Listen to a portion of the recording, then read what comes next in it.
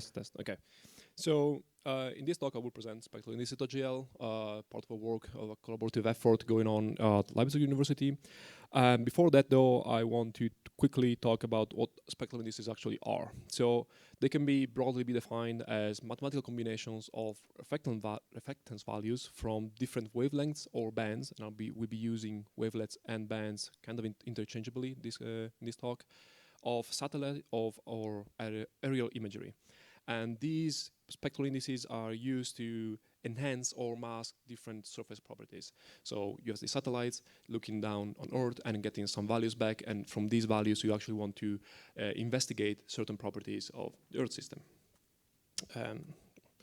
But to have like a clearer idea and actually a picture of what's going on, here we can see the reflectance values of different materials that you can find on the land surface and the wavelengths or again bands associated with them. And you can see there is the visible spectrum of colors on the left side, but also satellites and other drones can go further than that and see a near infrared and also a shortwave infrared, number one, number two, different values, so different wavelengths to which correspond different values. And what do we mean by mathematical combinations? Well, that's actually pretty straightforward. Here we have an example for the near infrared bands and red bands recombined to what is called the NDVI, or Normalized Different Vegetation Index. It's kind of a well-known index used for investigating vegetation properties. And as you can see, it's a simple, clear mathematical expression. And so it doesn't seem to be so harmful. What is the problem? That spectral indices lately have been increasing in number. I don't know if you saw the date on the citation of the NDVI, but is 74. And since then, there's been an increasing number of vegetation indices, spectral indices, for multiple reasons. Some of them are that there are new missions with different bands. So novel satellites are going up and observing different bands, and these bands are used to they are recombined into different mathematical expressions to investigate different properties. And novel indices and or modification of different or existing indices are also pretty common. So for example, again, going back to the NDVI, because I work with vegetation, so that's what I know best. There's been a modification quite recently in the literature, 2020, 2021, of kernel NDVI. Again, these are small modifications, but they are increasing in number. So if you want to actually stay up with the literature, I feel like that the situation at the moment is really confusing, and you have to be careful about looking at a lot of different papers and a lot of different implementations of different indices. To go and actually try and solve this problem, there have been multiple collection of indices. Here we have the index database, some examples, indices gallery from Esri, and the alphabetical list of spectral indices. And all this list try to do the same thing, but they all have different problems. So for what we wanted to have from a list of indices. So for example, if I remember correctly, the alphabetical list of spectral indices doesn't have the citation from the paper to which they take a spectral indices. The index database is not open source. You cannot modify or suggest new indices. So in order to provide something that was open source and more complete, so under different aspects, we created a collection that's called Awesome Spectral Indices, and in this collection you have a list of machine-readable spectral indices with different properties. And connected to that, And here you can see the one entry again for the NDVI, because that's one I know best. That's one entry, and it's clearly machine readable. It's a JSON file in which you have all different properties of the spectral index. For example, like the application domain, which bands you're going to use for this index, and also the bands are going to follow are following a standard that's already well defined in the literature. And you also have, more importantly, the formula expressed as a string. And there is a larger and broader ecosystem in the Awesome Spectral Indices suite, and there is a Python package to access and compute these indices. There's a Google Earth Engine package, but with the ones that we're interested in at the moment is the JuliaCon, and that's the one we're going to investigate a little bit now. So for the first part, we will see how we access these indices from the package, and then for the second part, we'll see how we compute them. So the accessing is displayed in this diagram here, and so through the use of some offline functions, the SpectralIndices.jl reads the list from the original GitHub repository of the Awesome Spectral Indices.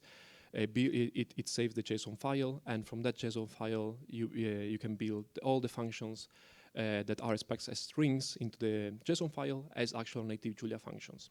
And this is also useful when you are creating your own spectral index for your own research purposes. You can just define the index in a like a Julia struct. You can see here on the right side, I think, yeah. And you can define your index of your choosing, and the properties will be transferred through the user function into the JSON file, and then you can also create the computing function from your own spectral index. And then if you want, you can contribute as well to also spectral indices by opening a pull request with a Julia code that actually creates the index and adding that to the list of the indices. And I have an example here, and I have made a bad choice of using the handheld microphone. Can I use this one? That's okay, thank you, sorry. So just to have a quick example of so how this works. When you import the library, you have all the indices that are imported already into the namespace, so you can just call them, and you see the main properties of an index there. This is an example with the NDVI. This is an example with the AVI. I will try not to do any live coding. You can see different properties here, and you can see what bands or parameters are used, like all the properties you've seen in the JSON file, and everything is at your fingertips on the Julia REPL, so that's quite instantaneous. And it's also very convenient. For example, when I was writing a paper, I was using, I think, between 16 and 20 different spectral indices, and having the DOI there was quite useful and handy to have it just on the REPL. But more importantly, we actually want to compute spectral indices, and you can do that to a handy function that's called compute index, strangely enough. And you can pass the compute index. There are different variations of this function, and the most important thing is that you can use almost any data type you want as parameters. So you could use arrays, name tuples, data frame, YX arrays, dictionary of any of the above, and more. So you have a very flexible way of actually computing and accessing these indices with a lot of the different data types. And from this, you can also actually use compute index using a string with the name of the index itself. This was created initially to have some feature parity with the Python package. I much prefer having compute index with the actual spectral index since it's struct, since it's important in the namespace. But you can also use it as a string if you're coming from the Python package. Or you can give the bands that you want to compute that are needed for the computation of the spectral index. You can give them as keyword arguments, and again, you can manipulate all this stuff and also have the string and giving the argument as keyword arguments. Yeah. So just a quick VS Code example to showcase this. Here we have two values for the near-infrared and red, and we will use a dict and show that, okay, well, we have the computation of the spectral index as fed as a string, computation of the spectral index. I should have tried this before, of course. Okay, well, I should have tried this before. Let's ignore this for the moment. But you can also have computation of multiple spectral indices. So in this example, we have, for example, the NDVI and the SFVI, and we provide the needed bands, and we compute them through the time, as many spectral indices you want, provided you also give the necessary bands. And all in all, this package is supposed to give an easy and fast access to a large list of spectral indices, and useful for speed up in your pipeline and computational tools. And the future directions is to add more data types for the input data. As you saw, I just have data frames, YX arrays for like external packages at the moment, but I'm working on adding rasters and also tables.jl. And that is all. The QR code will bring you to the GitHub repository. Yeah, thanks, Francesco. Thank you. Let's have just one question. Okay, and then we'll move to the next speaker. Yeah, so when you define the spectral indices, you say near infrared. Does it contain a definition of like what near infrared is? Or do I have to choose myself like, this wavelength is close enough to what the spectrum was originally defined for?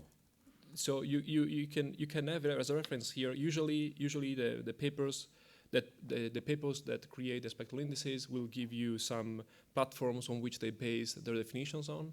So you can look at that and see, okay, well, for example, the NDVI has been tested on these wavelengths, so it should work for this. But yeah.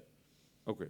No, but I mean, some of them sometimes have more near-infrared channels. So. Yeah, it's more nuanced than this, of course. But the point, if you're using spectral indices that are out there, of course, you have to reference the paper and first and see if what you want to do is in line with how they proposed it, for example. Oh, thank you. Okay. Thank you. Yeah, let's give it up for Francesco. Almost.